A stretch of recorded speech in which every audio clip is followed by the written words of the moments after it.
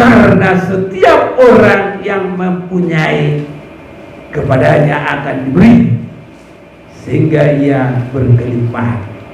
Tapi siapa yang tidak mempunyai apapun, juga yang ada padanya akan diambil daripadanya. Saudara-saudaraku, kita harus berusaha menggunakan waktu, memiliki kekayaan surga.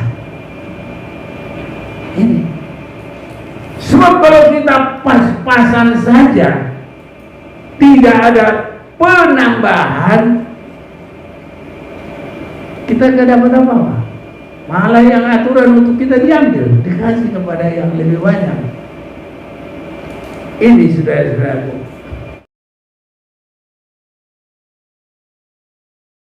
hari-hari yang masih Tuhan berikan bagi kita, penting sekali kita bisa menggunakan sesuai dengan rencana Tuhan.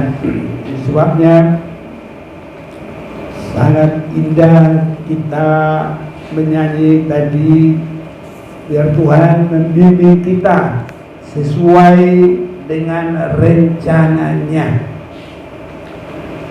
Jangan sampai kehabisan waktu dan kita belum dalam rencana daripada Tuhan. Sebabnya kiranya kesempatan ini Tuhan tolong kita. Apa yang merupakan dikehendaki oleh Tuhan bagi hidup kita, saya mau mengajak kita membaca dari Lukas 12.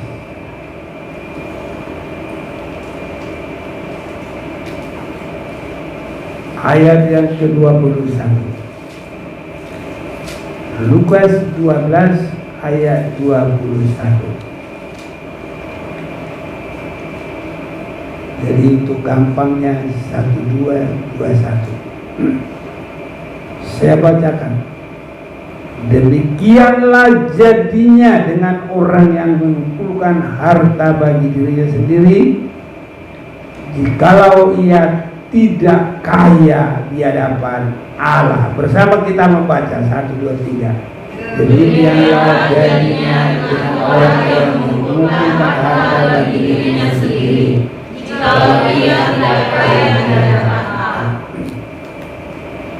Apa yang merupakan inti kehendak Tuhan bagi hidup kita dalam firman yang kita baca ini ialah Tuhan kehendaki kita kaya di hadapan Tuhan. Jadi kaya secara rohani. Ini yang sangat baik.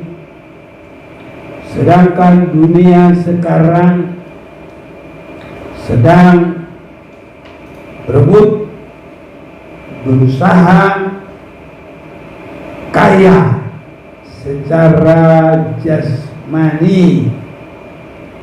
Itu sebabnya saat-saat sekarang ini orang tidak ada kasih, berani dia mengambil semua, meraup bagi dirinya sendiri. Sebabnya kita lihat banyak yang korupsi di akhir zaman ini, mengambil yang bukan haknya, sampai pun berani menghilangkan nyawa orang lain demi dia boleh mendapat kekayaan dunia, kekayaan secara jasmani.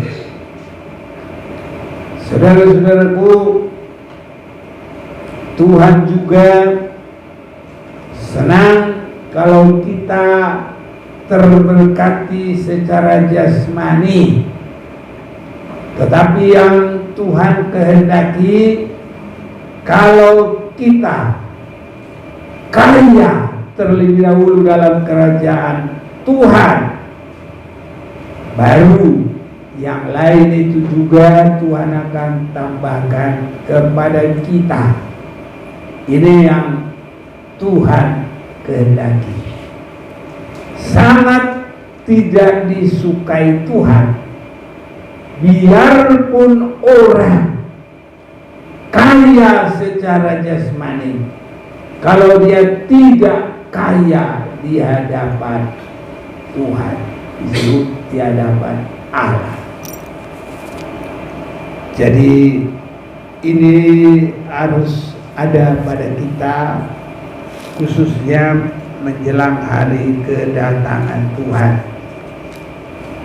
Kita harus kaya dalam kerohanian, dan itu juga nanti akan menjadi caranya Tuhan memberkati kerajaan surga itu bagi kehidupan kita.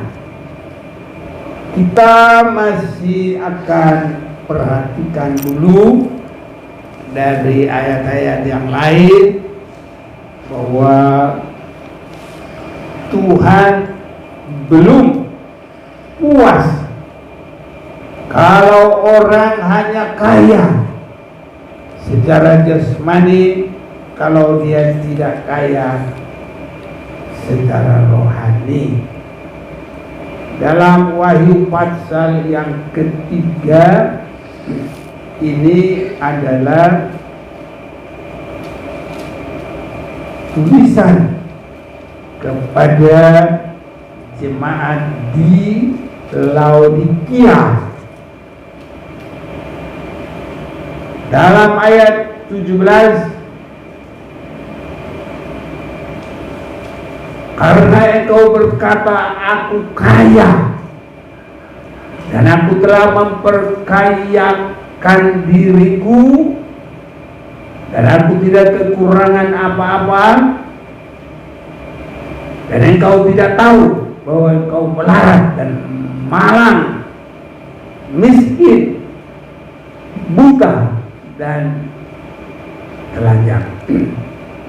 Selalu di hadapan Tuhan itu, kalaupun orang memiliki banyak kekayaan dunia,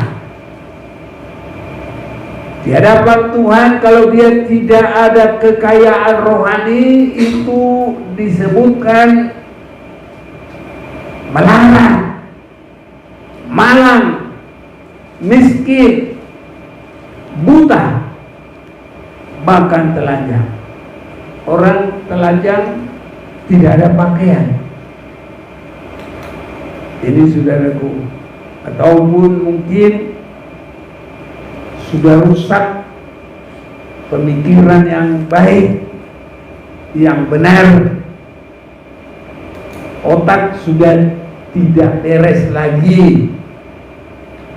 Jadi itu di hadapan Tuhan bukan hebat, tapi sangat menjadikan.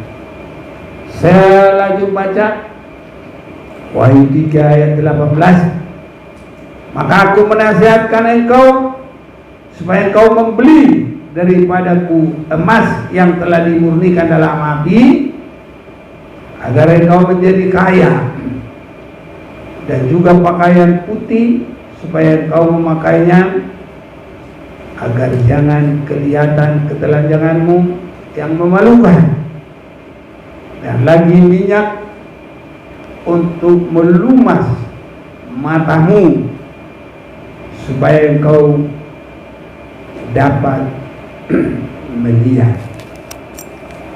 Jadi saudara-saudaraku, Tuhan inginkan kita harus sampai memiliki kekayaan secara rohani.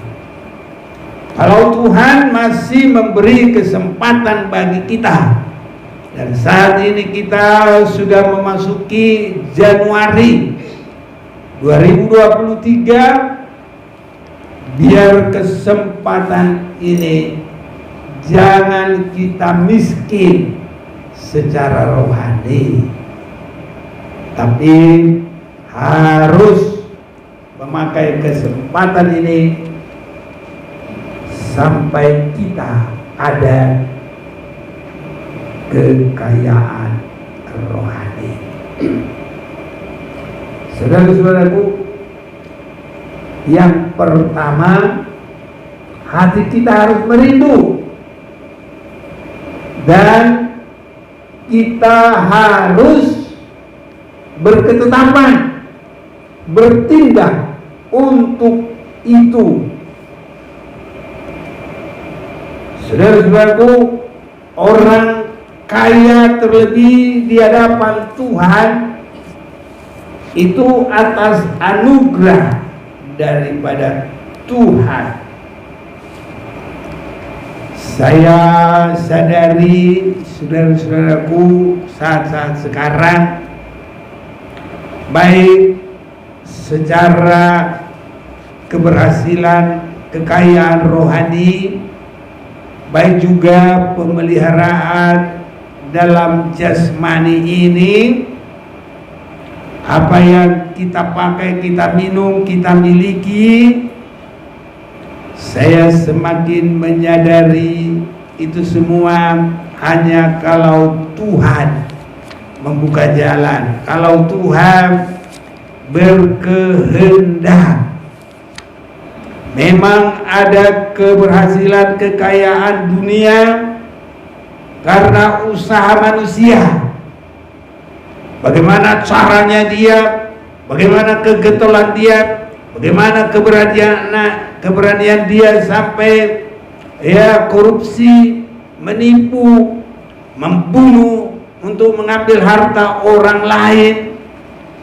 Ada keberhasilan begitu.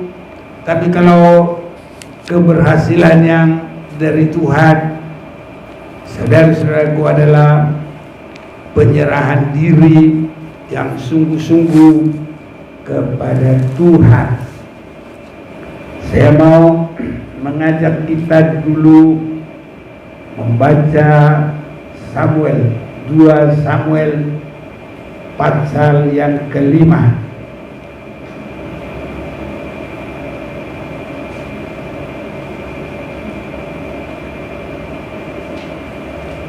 Mulai 9 dan 10. Dan Daud menetap di kubu pertahanan itu dan menamainya Kota Daud, yang memperkuatnya sekelilingnya mulai dari Milo ke bagian dalam. Lalu makin lama makin besarlah kuasa Daud, sebab Tuhan Allah semesta alam menyertai dia. Jadi seseorang itu besar, baik di dalam kepemilikan. Kita harus banyak pasrah kepada Tuhan, bukan karena gagah, bukan karena kuat. Adapun cara manusia, mereka bisa gagal, mereka bisa putus asa, mereka bisa tidak berhasil. Tapi kalau memang Tuhan yang sudah mengangkat seseorang, membuat dia makin besar, maka kalau Tuhan itu yang membuka, tidak ada seorang yang menutup. Itu sebabnya mari sungguh-sungguh dalam damai, dalam kebenaran, kita pasrah kepada Tuhan. Gak usah stres, gak usah ngoyo. Berkat kita, saudaraku, kalau Tuhan memberikan, tidak pakai susah payah. Kita sudah sering membaca itu dalam Amsal Sulaiman. Boleh juga kita lihat sebentar pasal yang Amsal Sulaiman ini, pasal yang ke-10. Berkat Tuhanlah yang menjadikan kaya, susah payah tidak akan menambahinya. Baik kekayaan surga, baik kekayaan dunia ini, kalau Tuhan yang sudah buka jalan, maka saudaraku, kita menerima berkat itu enak saja, tidak pakai susah payah, saudara-saudaraku.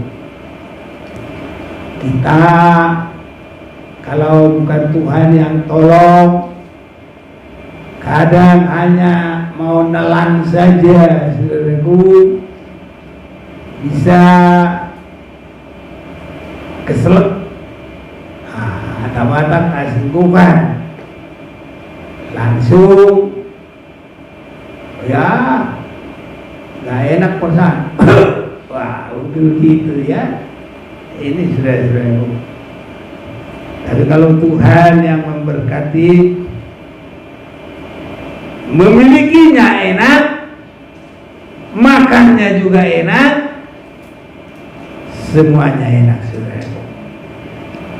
Jadi yang muda-muda berusahalah kaya di dalam Tuhan, dalam kerajaan surga. Ya, kita sudah melihat bahwa berkat Tuhanlah yang membuat kaya dan tidak pakai susah payah. Semuanya indah, semuanya enak. Saudara-saudaraku, kerinduan kita harus sangat tinggi berserah kepada Tuhan. Di mana yang pertama kita tunjukkan? Di dalam kita menerima firman, di dalam ibadah kita, supaya kita diterangi bagaimana kita jadi milik Tuhan, ditebus oleh darahnya, oleh firman Tuhan, bertumbuh dan berkembang di dalam Dia, terus sampai kita mengalami segala kekayaan kerajaan surga. Itu sebabnya harus sampai kita bisa tunjukkan mengutamakan cari Tuhan, dalam arti mengutamakan ibadah, kaya dalam kerajaan Tuhan. Ya, kita tunjukkan dulu. Kalau minggu 1 tahun 52 kali. Dalam setahun itu berapa kali kita bisa, saudara? Kalau 52 kali itu baru pas-pasan. Tapi kalau ada lagi tambahan-tambahan untuk itu, maka ibadah kita tidak lagi biasa-biasa, tidak lagi pas-pasan. Kalau kita sudah benar-benar ada kerinduan, bisa ibadah pendalaman firman, ibadah di dalam ya doa seperti kita malam ini, itu semakin menunjukkan hanya di dalam batas-batas waktu. Ya, kalau itu kali 3, ya kita sudah 3 kali 52, sudah 156. Ini saudaraku, kalau cuma 52 itu baru pas-pasan saudaraku. Tapi kalau kita 156 itu udah di 3 kali ganda itu. Nah, jadi banyak lagi nanti ibadah-ibadah kita. Muda-mudi, ada ibadah muda-mudi, ada ibadah yang lain, sekolah minggu, ada lagi lain-lain, saudara-saudaraku. Ya, ini termasuk kekayaan rohani kita. Banyak orang belum mengerti. Dia pikir ibadah itu salah-salah. Dia pikir ibadah itu kebiasaan. Bukan. Dan saudara-saudaraku, saya perhatikan, itulah cara Tuhan memberkati kita, terlebih sampai pada hari kedatangannya. Dalam Matius pasal 25, saya semakin memperhatikan firman Tuhan ini.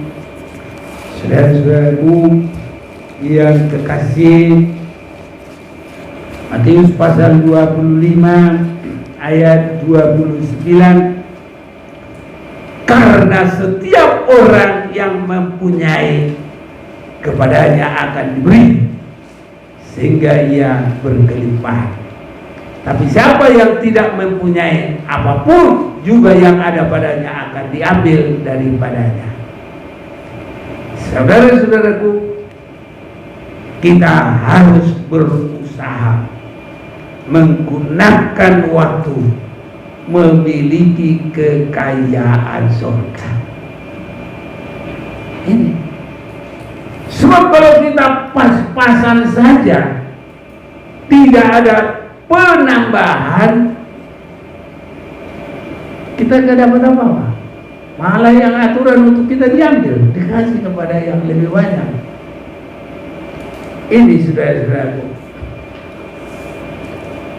untuk tahun ini biar kita berdoa, biar ini menjadi milik kita. Harus kaya di hadapan Tuhan.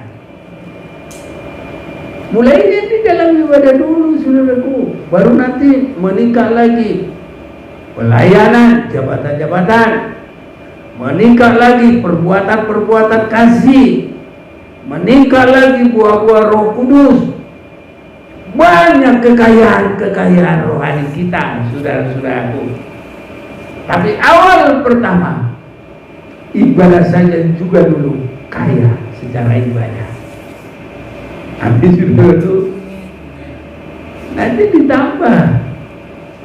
Jadi kalau kita pas-pasan, diambil. Nah, itu sebabnya di sini perumpamaan. Banyak orang ini jadi kenyataan. Ini jelas sekali perumpamaan tentang talenta. Ini di atas ayat yang ke-14.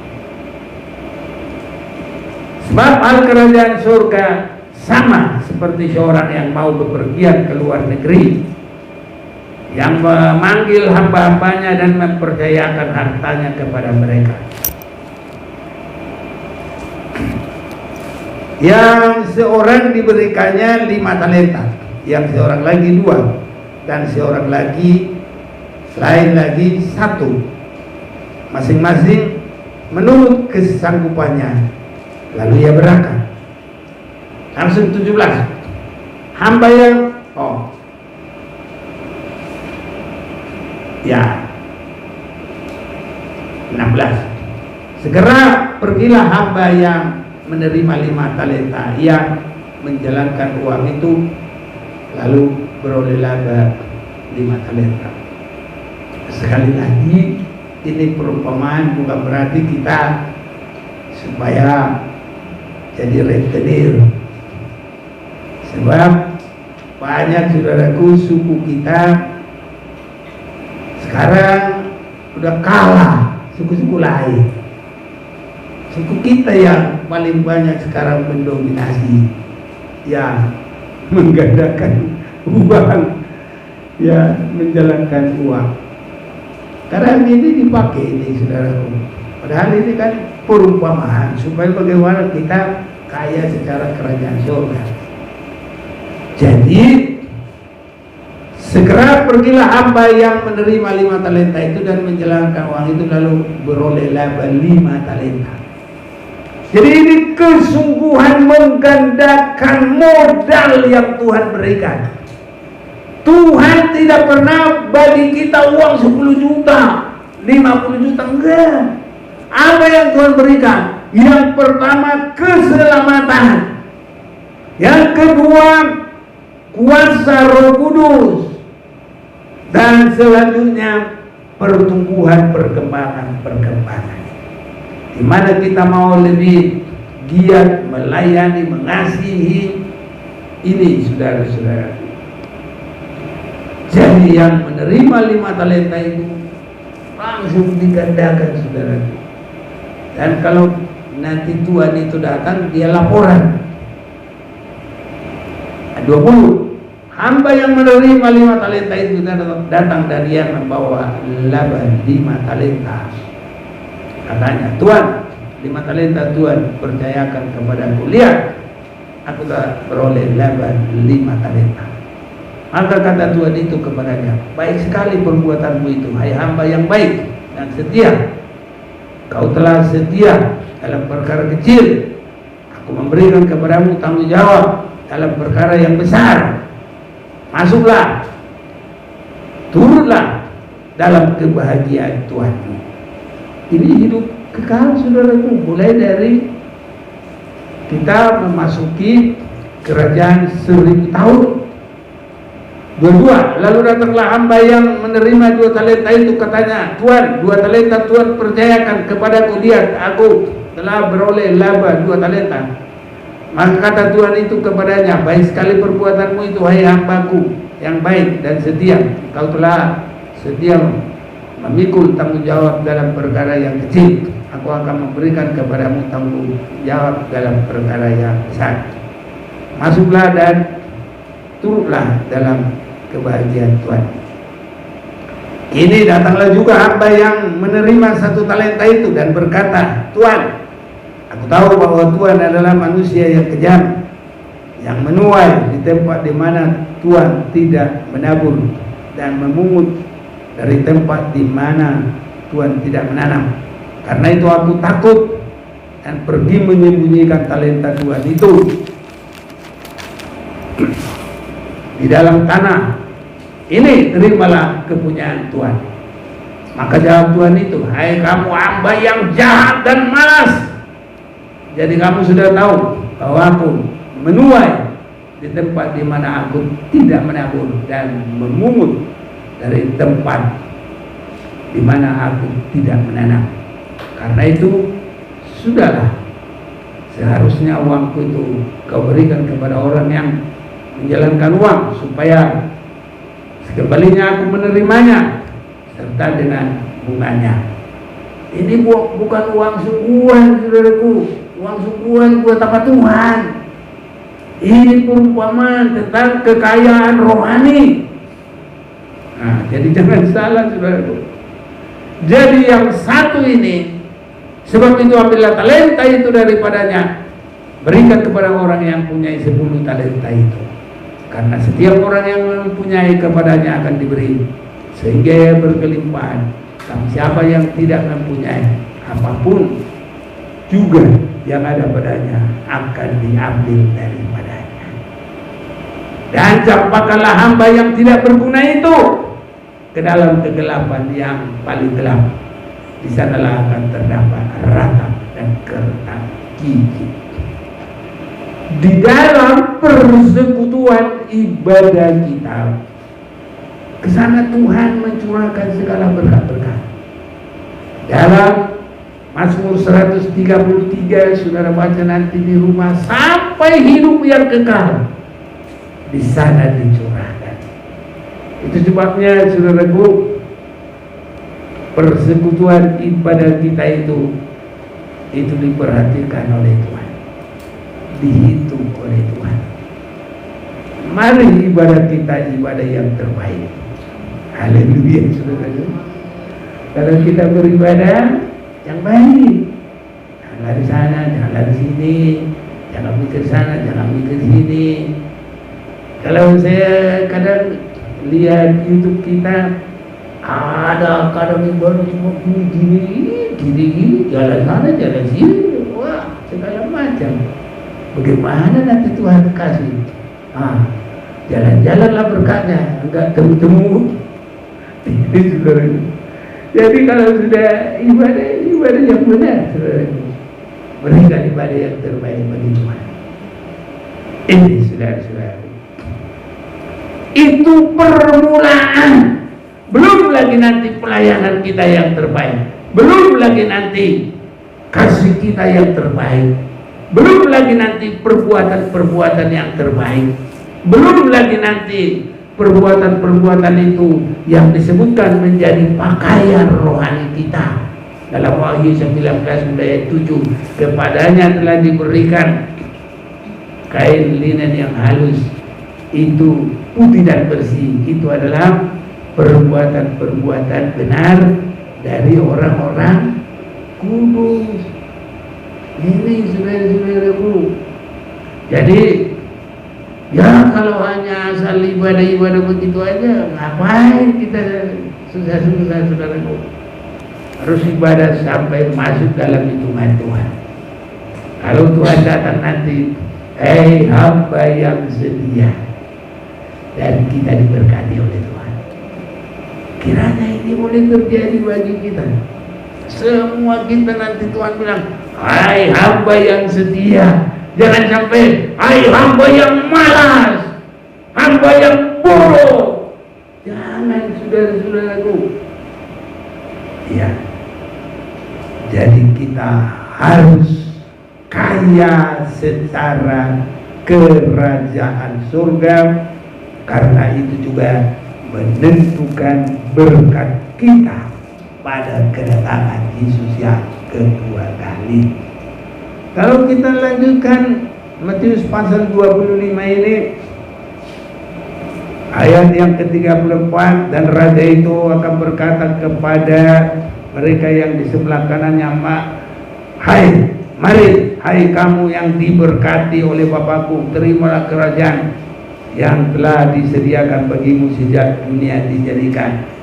Sebab ketika aku lapar, kamu beri aku makan. Ketika aku haus, kamu memberi aku minum. Ketika aku seorang asing, kamu memberi aku tumpangan.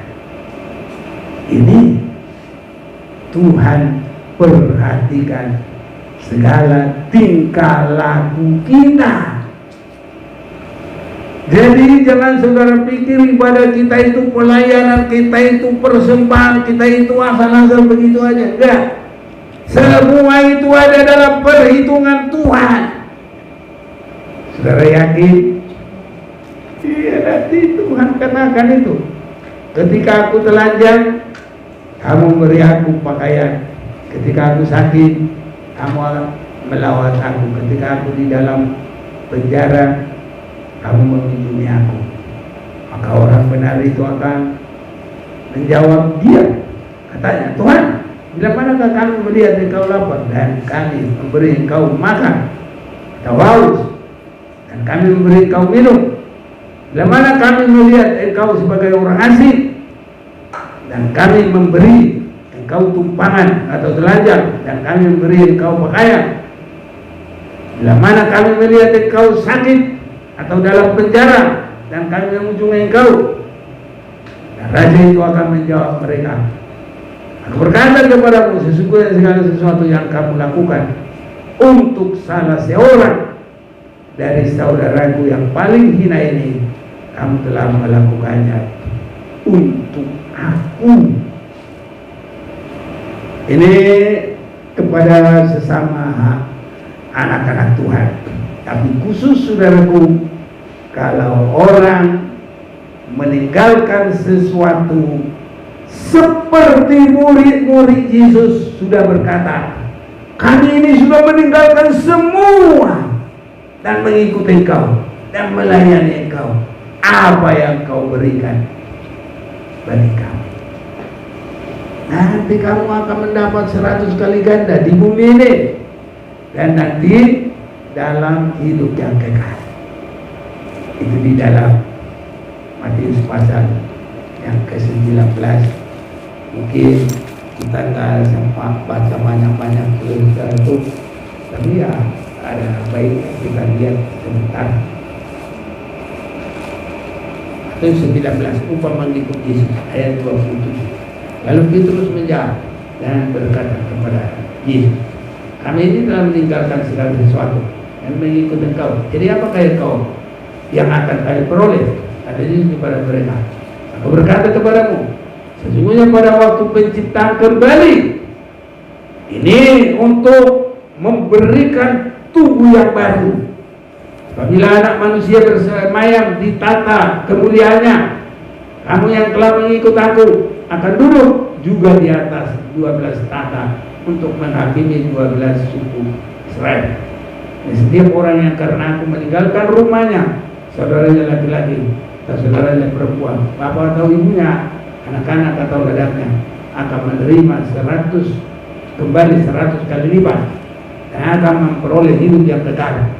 Lebih banyak orang yang terdahulu akan menjadi yang terakhir, dan yang terakhir akan menjadi yang terdahulu. Ini karena tidak memakai waktu, saudara-saudaraku. Jadi ada dua hal, secara murid Tuhan langsung, tetapi ada juga orang-orang yang karena meninggalkan rumahnya. Ini tidak harus rasul. Ini ayat 29, bukan harus rasul. Atau ibunya, anaknya, ladangnya akan menerima kembali 100 kali ganda. Ini siapa saja yang mau melayani. Kiranya kita semua aktif di dalamnya, saudaraku.